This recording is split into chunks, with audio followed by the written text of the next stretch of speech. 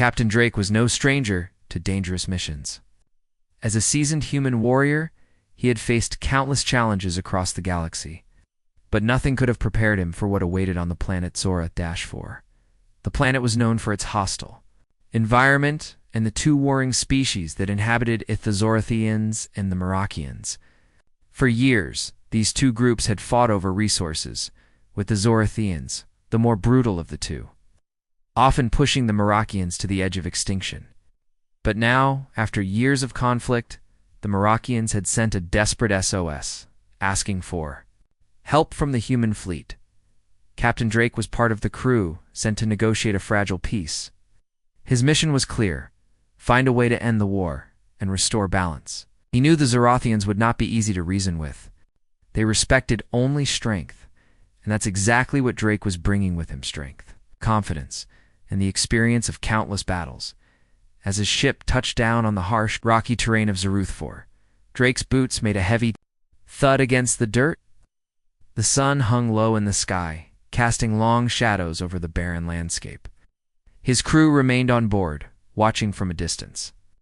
But Drake knew he would be facing this alone. He was greeted by the Zorothian leader, a towering figure with glowing green eyes and muscles that seemed to ripple beneath his black armor. "You are human," the Zorathian growled, his voice rough like the gravel underfoot. Captain Drake nodded, his gaze steady.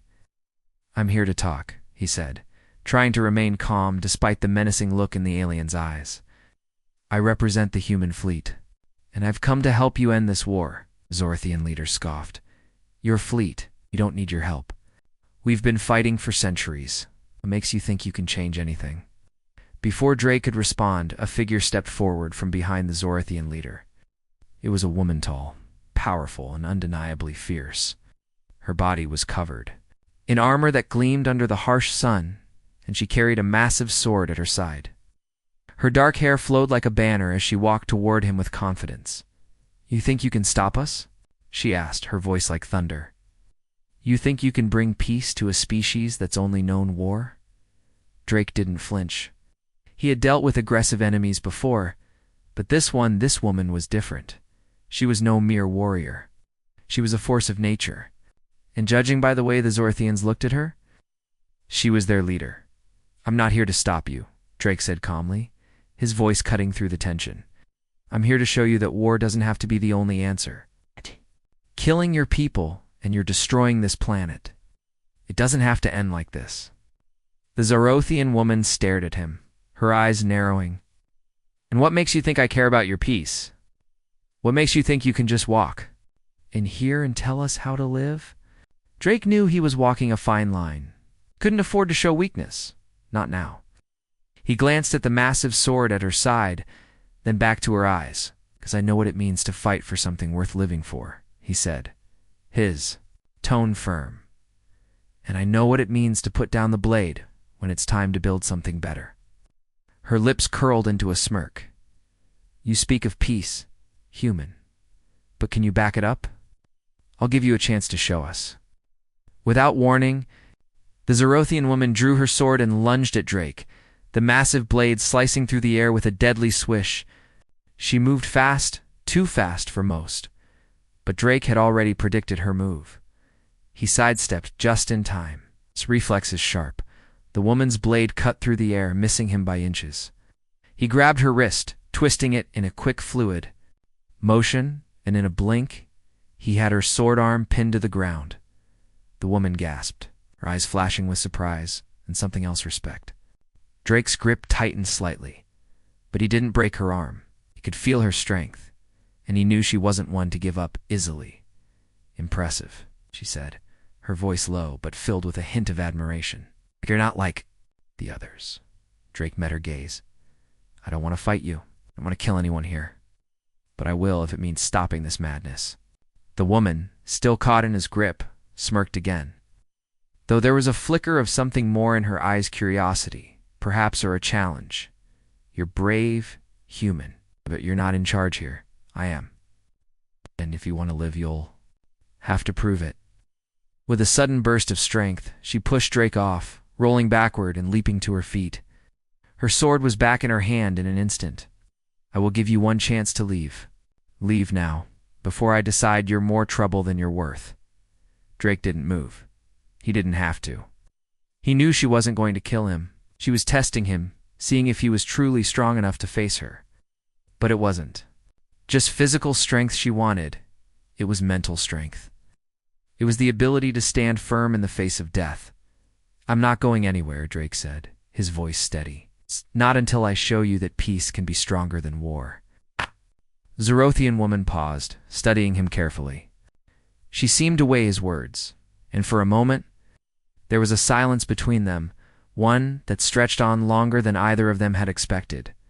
Finally, she nodded slowly. "We're either very brave or very foolish. But I'll give you this.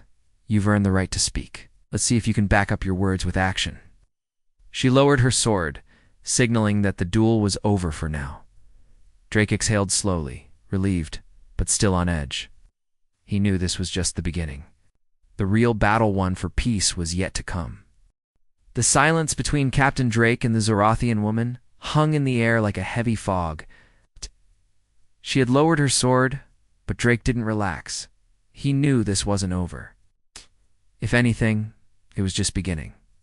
The tension was thick enough to cut with a blade, and Drake wasn't sure if it was from the challenge of the fight or from the weight of the words that still needed to be said.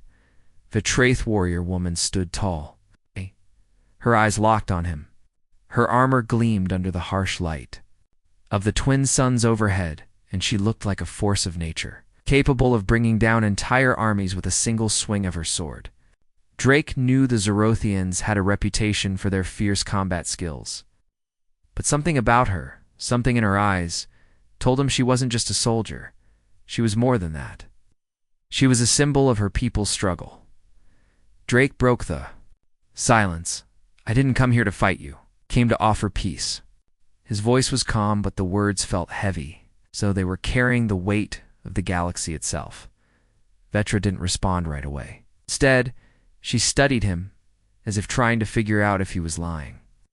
Or maybe she was just trying to understand why a human would dare show up on Zorth, armed with only words instead of weapons. "I don't believe in peace," she finally said, her voice low but firm. "Peace is for the weak. Strength is what matters. Strength is what keeps our people alive. Without it, we're nothing."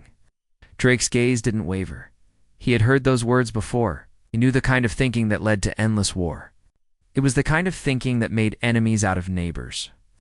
And it had destroyed civilizations far older than Zorth 4. But he also knew that to reach Vetra, he had to show her something different.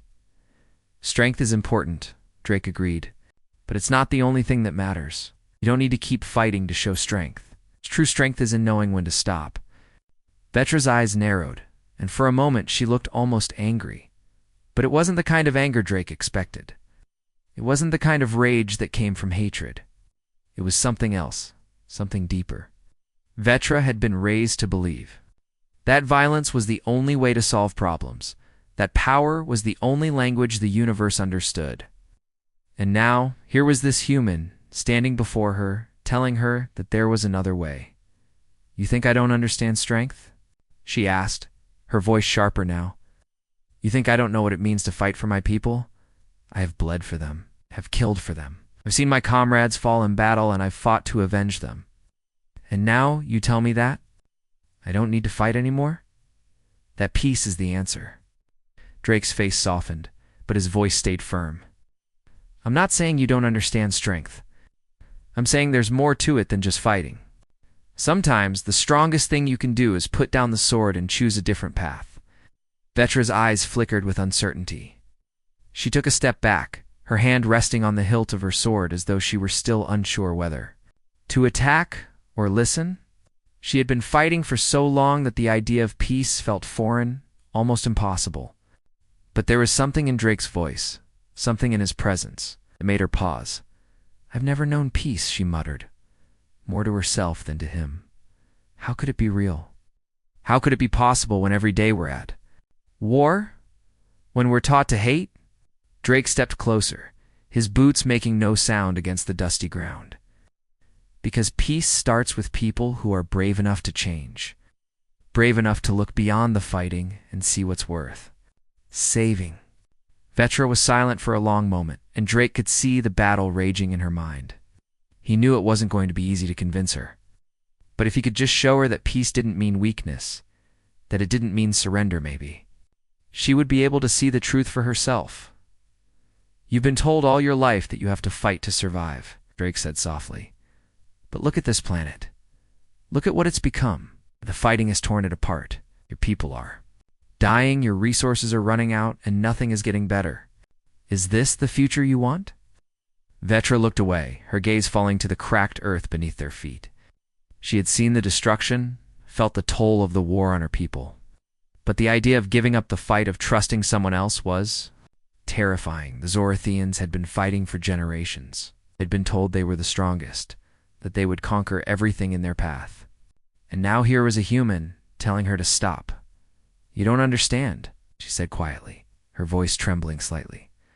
"The Zorathians won't just stop fighting. If I walk away from this, if I abandon my people, they'll see me as weak. They'll destroy me." Ow. Drake took another step forward, his voice gentle. "You're stronger than you think, Vetra. Stronger than any battle you've ever fought. Strength isn't just in what you can destroy. It's in what you choose to protect." Vetra's eyes flickered again, this time with something different: hope. A small spark of hope that she had long buried deep inside herself. She hadn't expected this conversation to go like this. She hadn't expected to feel anything but anger and fear. But here she was, standing face to face with a human who believed in something more than fighting. Something she had never truly allowed herself to believe in. For the first time, Vetra lowered her sword completely, holding it in front of her, the blade resting against the ground. "What are you asking of me, human?" Drake smiled, his voice steady. "I'm asking you to consider a future where your people don't have to fight anymore. I'm asking you to trust that peace can be the strongest weapon of all." The two of them stood there in silence for a moment, the weight of the conversation hanging heavy between them. Vetra was still unsure. But for the first time in a long time, she wasn't sure about the war, and that was the first step toward change. Vetra stood alone in her tent, her mind racing. The conversation with Captain Drake had left her with more questions than answers. She had always believed in the power of the blade, that strength was the only way to survive.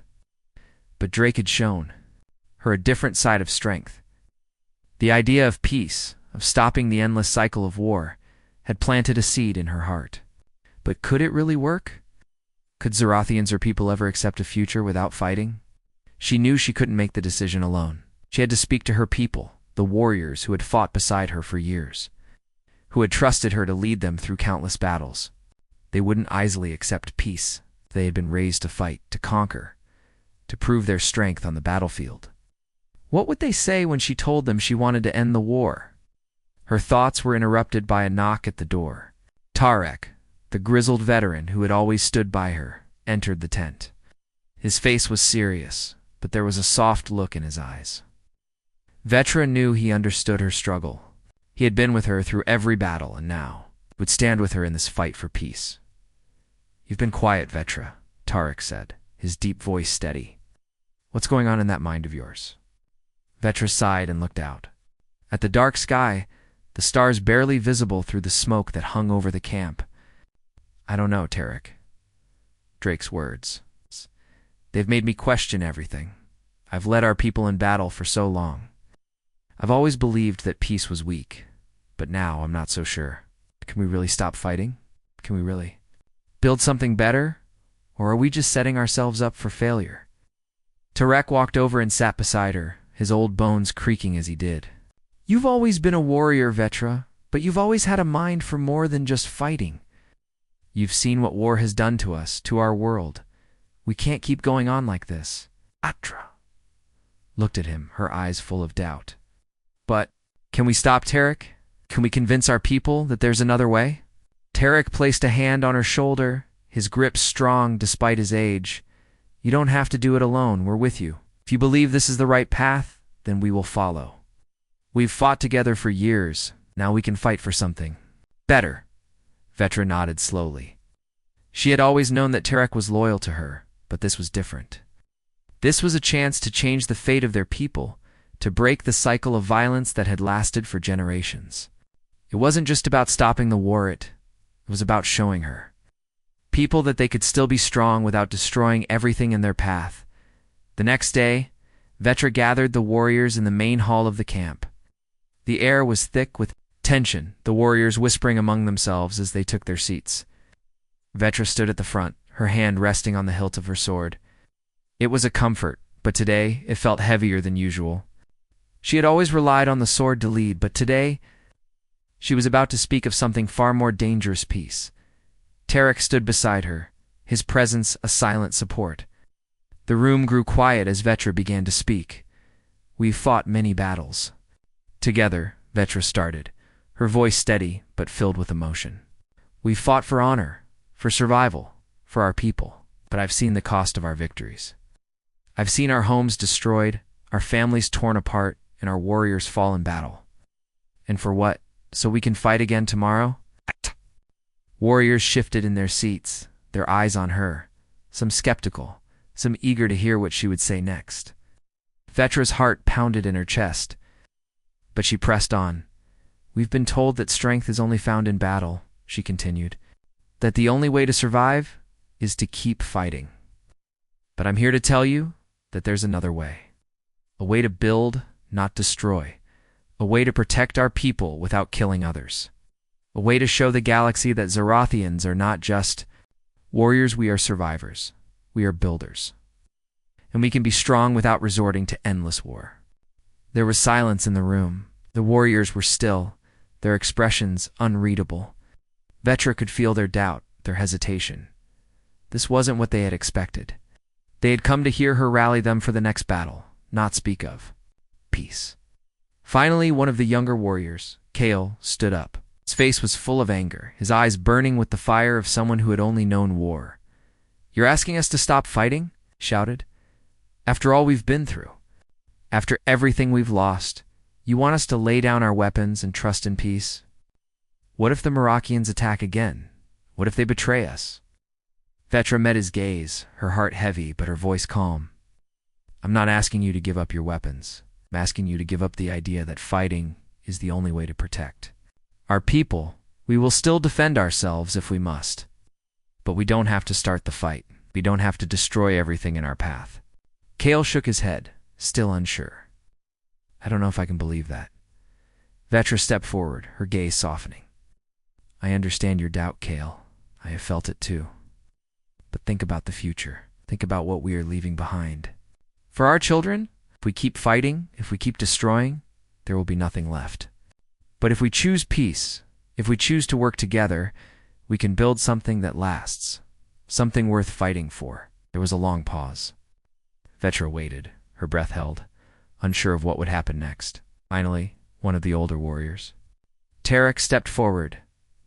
"I've fought in enough wars to know that peace is the hardest battle of all," Tarek said, his voice steady. "But if Vetra believes it's worth fighting for, then I'll stand with her." 2. A murmur of agreement rippled through the room. One by one, the warriors stood, each of them voicing their support.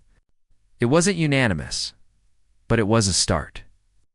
Vetra had won them over, at least for now. They were willing to try. Vetra smiled, her heart swelling with gratitude. "Thank you," she said softly. "Together we can make this work. Together we can build a future without war." The room erupted in quiet applause, the warriors nodding in agreement. The battle was far from over, but for the first time, Vetra felt like they had taken the first step toward something better. Peace wasn't easy, but it was worth fighting for. Vetra stood before her people, the Zarathian warriors who had gathered in the war camp. The heavy weight of their gazes pressed down on her. She had never felt so vulnerable. She had been their leader in battle, the one they trusted to fight by their side. But now, she was about to speak of something they had never heard before. Peace. A future without war. Her hand rested on the hilt of her sword, familiar weight comforting her. But today, it felt different. She had always believed that the blade was the only way to lead. It had always been her tool for strength, for victory. But today, She wasn't holding the sword as a weapon. She was holding it as a symbol of the battle she was about to fight, one for the hearts and minds of her people, Zorathians. Vetra began, her voice steady though her heart raced. I have been your leader in battle. I have fought beside you, bled with you, and stood in the front lines of every war we've ever fought. But I stand before you today, not as the warrior you know, but as someone who sees a new way. The murmurs among the crowd grew louder. Some of the warriors exchanged confused glances, others narrowed their eyes. This was not the speech they had expected. They had come to hear her rally them for their next great fight, not to speak of. Peace. I know what you are thinking, Vetra continued, her voice growing stronger. You think I have lost my way? You think I have forgotten what it means to be a Zorathian? But I have not forgotten. I have simply learned something new. I have learned that the strongest warriors are not those who fight the most battles, but those who know when to stop. The words hung in the air, and for a moment the camp was silent. The Zorathians were listening, but they were unsure how to respond. This wasn't like their warrior code. Their strength came from battle. To speak of stopping now was unheard. I have spoken with Captain Drake, a human warrior, Vetra said, her voice carrying across the camp. He has shown me a different path. One where we fight not to destroy, but to protect. A path where we no longer fight among ourselves, but unite to build something better. A few warriors scoffed at the mention of a human. To the Zorathians, humans were nothing but weak creatures, barely able to hold their own in combat. The idea that a human could teach them anything was almost laughable. But Vetra wasn't laughing. She believed what she was saying. That belief made them pause. I know it's hard to understand, Vetra said, looking directly at the warriors in the front. You've been taught that strength is only found in fighting. I believed it, too. But I've seen the cost of that strength. I've seen our planet suffer. I've seen families torn apart, cities destroyed, and warriors like us dying without cause. Is that the future we want? There was a long silence. The warriors were still unsure. Some of them looked away, unwilling to meet her eyes. They had fought and bled for years, and the idea of stopping now felt like betrayal. Vetra took a deep breath and stepped forward. I'm not asking you to stop being warriors. I'm asking you to be something more. I'm asking you to be leaders. To protect what matters, not destroy what doesn't. The time for war has come to an end. We can build a future where we don't have to fight to survive. We can build a future where our strength is used for something greater than just survival. Psh. Let her words settle, watching as the Zorathians absorbed what she had said. Some still looked skeptical, but others seemed to be thinking. They were torn, unsure whether to accept her new vision or to cling to the life they had always known. But Vetra could see it in their eyes. Something was changing. Slowly but surely, they were beginning to listen. I'm asking you to trust me, Vetra said, her voice softer now, more vulnerable.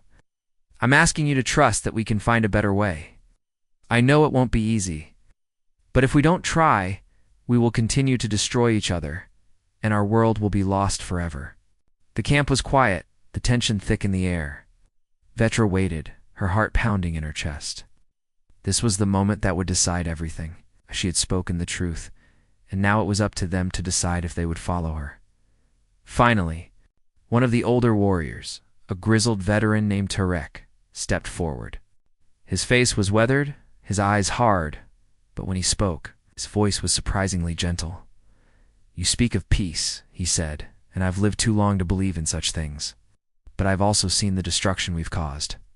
I've seen our people die for nothing, and I'm tired of it. Vetra's eyes widened slightly, a flicker of hope rising in her chest. Tarek was one of the fiercest warriors in the camp. If he was willing to listen, then maybe, just maybe, others would too. Perhaps it's time for a new path, Tarek continued. Maybe you're right. Maybe we don't have to keep fighting. A murmur of agreement rippled through the crowd. Vetra felt a weight lift from her shoulders, but she knew there was still a long way to go. This was just the beginning. Changing the minds of an entire people wouldn't happen overnight. I'm not asking you to forget our past, she said, looking around the camp.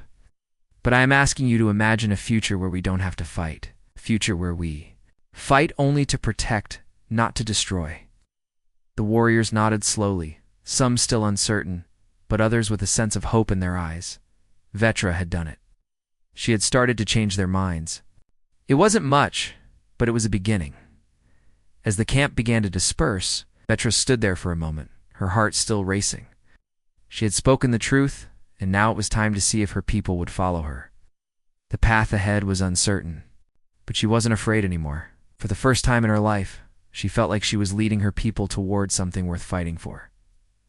She looked up at the sky, the twin suns sinking below the horizon.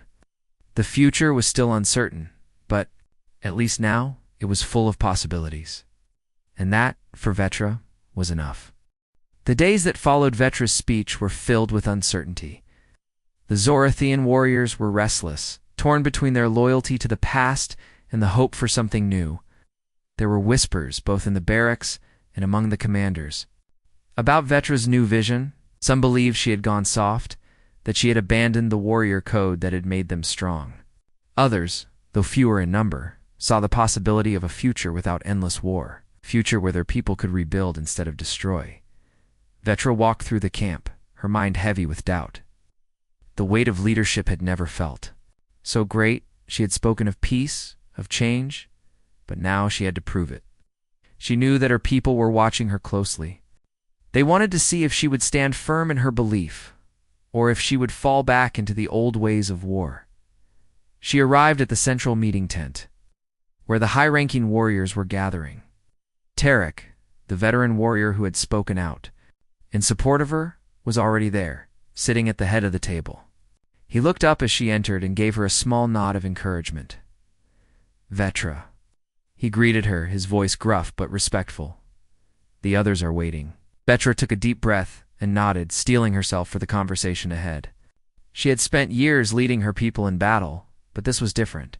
This was about convincing them to put down their weapons and choose peace. And she knew that some of the warriors would not make that decision easily, as she took her seat. At the table, the others fell silent, their eyes focused on her.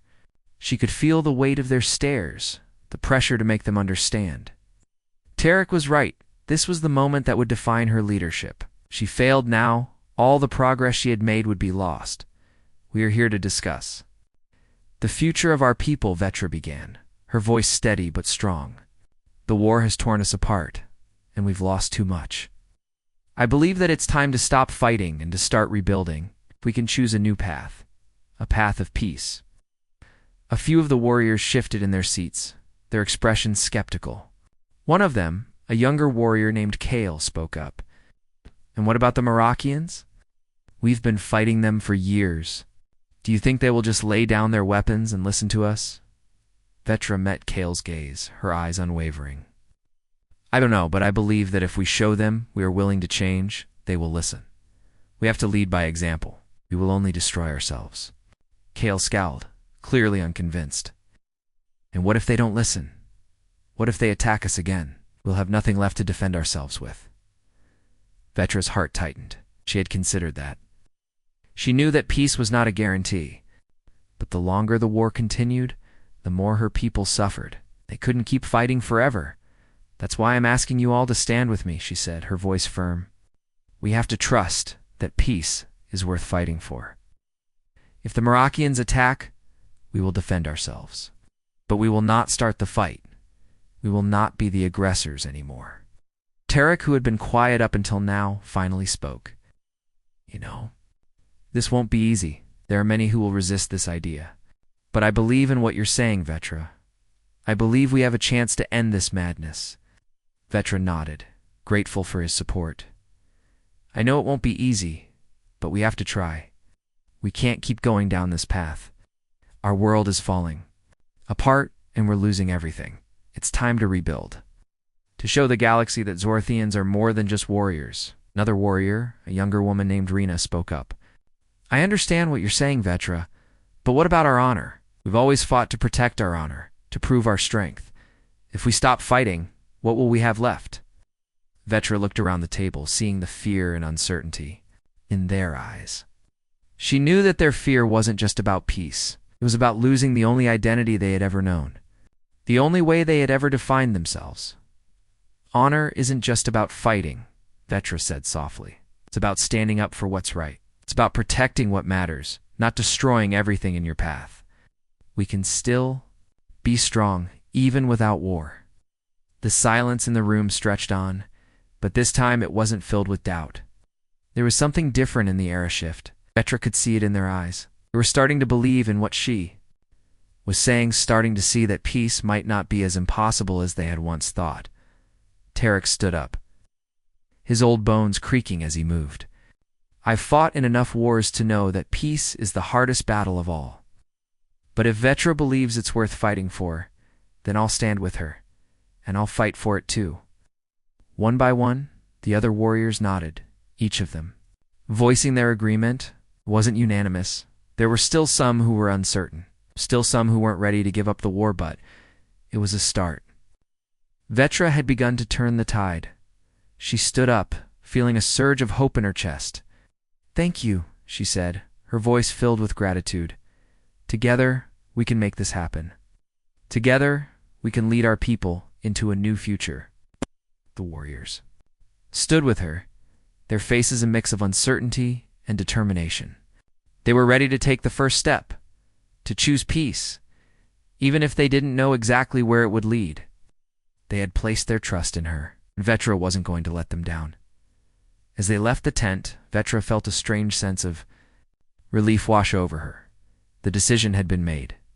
The path ahead was still unclear, but for the first time in a long time, she felt hopeful. She had convinced them to try. Now, it was up to the universe to decide what would happen next. The next few days were a blur for Vetra. The decision to embrace peace had been made, but that was only the beginning. Now came the hardest part, putting those words into action.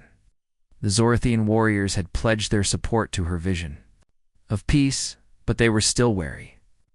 The doubt was still there, lurking just beneath the surface. And Vetra knew that if she didn't show them that peace could work, they might turn away from it at the first sign of danger. She had to make them believe. And the first step in that process was to meet with the Merakians. Vetra paced in her tent, the weight of the coming meeting heavy on her shoulders. The Merakians were their enemies once. They had been nothing more than targets to be defeated. To ask them for peace now felt strange, but it was necessary. She couldn't ask her people to trust in peace if she didn't show them that it was possible. Her thoughts were interrupted by a knock on the door. Eric entered, his face serious but supportive. Vetra, it's time, he said, his voice steady. The Merakians are waiting. Vetra nodded, taking a deep breath. She had spent years preparing for war. She had been trained to lead her people into battle. But this was different. This was about negotiation, about trust, and about building something new. There were no weapons to wield here, no armies to command, just words. And words, Vetra knew, could be more powerful than any sword. She followed Tarek out of the tent, her heart pounding in her chest. The Zorothian warriors were already gathered, standing at attention as they awaited her orders. They had been through battles with her, but this was new territory for all of them. They were waiting for her to lead, to show them that peace was possible. The Merakian delegation stood on the other side of the camp, their leader, a woman named Alira, at the forefront. She was a sharp-eyed diplomat, known for her calm demeanor and sharp mind. Alira had always been an enemy to the Zorothians, and the thought of sitting down at the same table with her was enough to make Vetra's stomach twist. But this was the only way forward. She had to be brave, just like she had been in battle. The two leaders met in the middle, their gazes meeting with a mixture of respect and caution. Alira was tall, with dark eyes that held the weight of years of conflict. She had lost family members in the war, just as Vetra had. But unlike Vetra, Alira hadn't yet found the strength to let go of the fighting. You've come to speak of peace, Vetra. Alira's voice was cool, but there was a hint of curiosity in it. After all these years of war, now you wish to stop. Vetra didn't hesitate. Yes. I believe it's time to stop the fighting. We've both lost too much, and our people are dying for no reason. If we continue this war, we will both be wiped out. But if we work together, we can rebuild. Find a way to live without constantly killing each other. Lyra studied her for a long moment, her expression unreadable. What makes you think the Zoarthians will honor such a pact? You've fought for centuries. You've taught your people that peace is weakness. Vetra's heart tightened. Illyra wasn't wrong.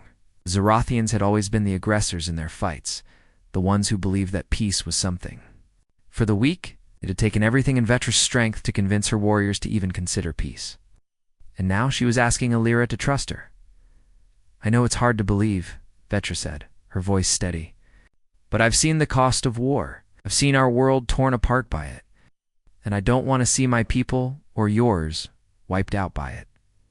This is the only way forward. Lyra remained silent for a long time, her gaze still fixed on Vetra. The tension between them was thick, but Vetra didn't look away. She couldn't afford to. This was the moment that could change everything. Finally, Illyra spoke. You are asking for an alliance of truce between two peoples who have been enemies.